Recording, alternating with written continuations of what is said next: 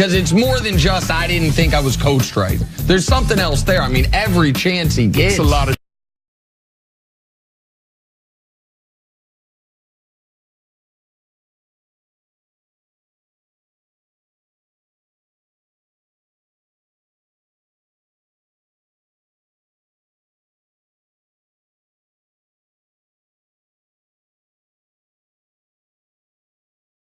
kills it. But he steps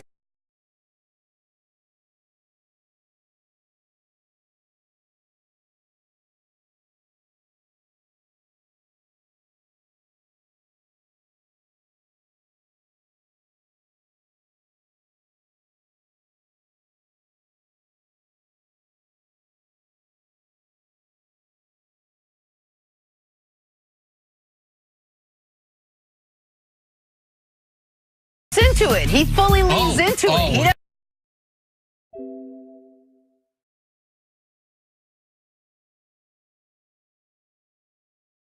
doesn't back away. No. Yeah, I wanted to see him bring out a police officer and have him run again.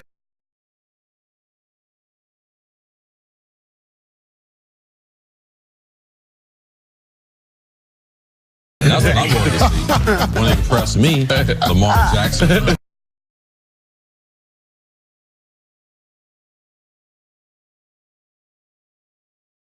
Lamar Jackson ain't running from the police. Back to the NFC Championship game. Third-year stud Jared Goff and the Rams taking on Drew Brees and the Saints. Tied less than 2 minutes to go. Brees can't hit Tommy Lee Lewis. However, it looks like Nikel Roby-Coleman clearly gets their first pass interference. Helmet to helmet, nothing. No call.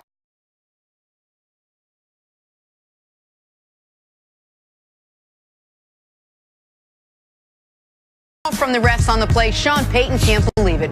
Saints kick a field goal to make it 23-20. Less than a minute left. Goff to Robert Woods. Gets into field goal range. Sets up this 48-yard field goal for Greg Zuerlein. And we are going to overtime.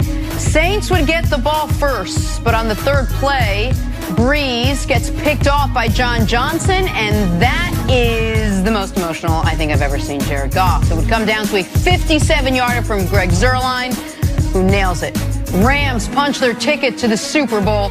After the game, all the Saints talk centered around the no call, and as you'd imagine, Sean Payton was not happy. Just getting off the phone with the league office, they blew the call, and man, there were a lot of opportunities though, but that call puts it 1st and 10. We're on an E3 plays, and it's a game-changing call, and that's where it's at. Without bashing a so-said referee who's supposed to be a lead at his job, I don't know, blame it on the government shutdown, I don't know. At some point, this is ridiculous. Listen, it's a hard job for those guys because it's happening fast, but I don't know if there was ever a more obvious pass interference call that, you know, here it is, the NFC Championship game. So, tough one to swallow. Came to the sideline, looked at the football guys, like, thank you. Got away with one tonight. If there's anything I've learned from being on this show, it's that games don't come down to one play. There's always a lot that factors in. But did this happen in this game? Did the refs cost the Saints a chance at this Super Bowl, Canty? Jenna, I'm right there with you. I typically don't think the game comes down to one play, but if they get that pass interference call on the throw to Tommy Lee Lewis in that situation, they got the ball 1st and 10 down in the low red zone, and the Saints had made sure that they forced the Rams to burn a timeout with their second down call because they ran with Alvin Kamara. So it was a situation where the Rams would have had to burn their last timeout. And, of course, the Saints would have had the opportunity to run the clock down, kick a field goal, game over. But the fact is that they didn't make that call. And, of course, they kicked the field goal, but they left just enough time for Jared Goff and that Rams offense to drive the ball 45 yards for Legatron to kick that field goal to push it into overtime. So I will say this. Sean Payton didn't do himself any favors in terms of the sequence of play calling, because I don't believe that he should have called that pass to Michael Thomas, that pick play on first down. I just think there was a situation where you forced them to address the time issue. At that point, the time means more than the yardage. I thought that they should have forced the Rams to try to utilize those timeouts, burn those timeouts, leave as little time on the clock as possible, and then you kick the field goal to go ahead, and you see what Jared Goff can do. Because it's a different situation when he's getting the ball with a minute 40, minute 50 left on the clock in a timeout, timeout as opposed to less than a minute, no timeouts. I disagree with you, and the reason why, because in the NFL, I haven't seen a completion that was more high percentage than the one they were trying to throw to Michael Thomas. Almost every team in the league runs it, either at 3rd and short at the goal line or 4th and short, where you can set a pick play because they're going to throw the ball within 2 yards of the line of scrimmage. You can see right here, the DB falls down. The wide receiver has a lead block on the one defender that's out there.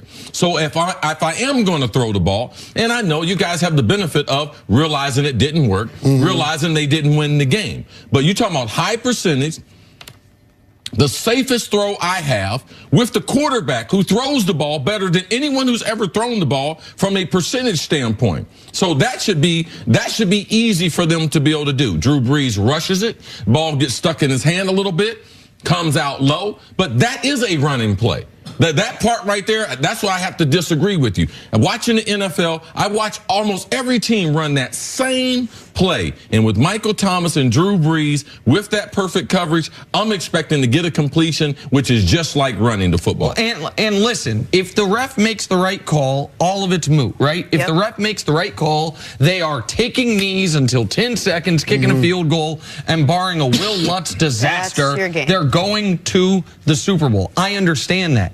But the reason why that, in my eyes, is not like a running play is because a running play has a 0% chance of an incompletion. Well, there's a chance of a fumble. Of a fumble, when they got 9 guys in the box, you're worried about run-throughs. No, I understand. That's why coaches throw the ball, especially on 1st down. They know they're going to disregard everything else, and every guy on that defense is trying to hit a gap. And Alvin Kamara had a fumble earlier in the game because Aaron Donald got penetration. I'm with you. I completely understand Of course, but the reality is if the Rams have 3 timeouts, it's a different story. Because if the Rams have 3 timeouts, if you run it 3 times, they're still getting the ball with a minute 30 plus. Yes. When they only have 2, and you are guaranteed that if you don't fumble the football, they are getting the ball back with less than a minute left, having to drive into field goal range, I thought it was insanity to throw the ball on 1st down. This is the thing I don't understand about you.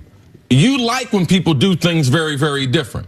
And I've been in games like this. That handoff, that center exchange is the reason why I put the quarterback in the shotgun, because I know they can try to jam him to try to get the football. There's 2 ways. Either get it back through the center quarterback exchange, or in the exchange between the quarterback before he gives it to the running back. So I know with the defense and the type of look, it's almost the safest thing. I'm not expecting Drew Brees to choke the ball, clutch it, or to whatever it was, to throw it in the dirt. You have to put some human elements in there. The strategy was perfect. The execution was not perfect. Well, here's the thing. I think you have less of a margin for error when you're throwing the ball in that situation with that type of play, because that's the same play that Darrell Bevel called in the Seattle Seahawks Super Bowl. That's not the same one. It looks like it's not the same one. It's not the same one. This is a play where they're setting a legal pick. Like on the Seattle play, the guy was running a slant. They were stacked, all right? Yeah, they were stacked. So they weren't able to pick. In this situation,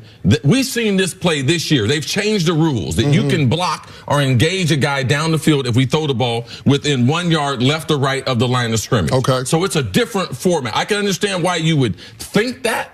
You know, this similar concept, not exactly the same play. Well, similar concept that neither one of them work. Yeah. well, let me listen. You said something I think interesting there, and this will be helpful. You said one of the things you don't understand about me, I think, was that I like when guys are aggressive. You said people do things different.